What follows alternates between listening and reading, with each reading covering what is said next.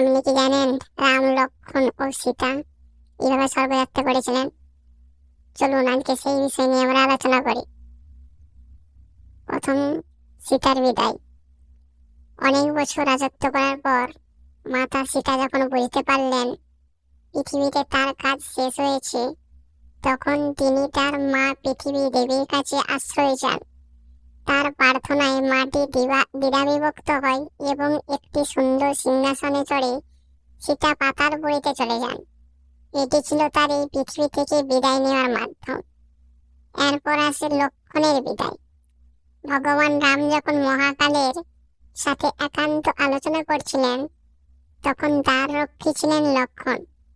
কথা ছিল কেউ সে আলোচনায় বাধা দিলে তাকে দণ্ড পেতে হবে।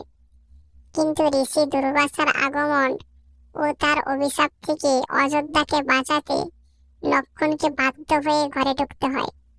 প্রতিজ্ঞা রক্ষার্থে লক্ষ্মণ সরয়ূ নদীর তীরে গিয়ে যজ্ঞাসনের মাধ্যমে দেহত্যাগ করেন এবং স্বর্গে ফিরে যান। রামের স্বর্গযাত্রা আসে।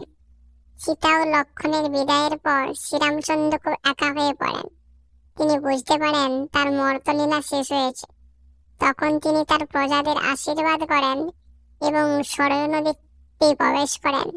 সেখানে তিনি তার আসল রূপ বিষ্ণু অবতারে ফিরে যান এবং বৈকুণ্ঠে গমন করেন।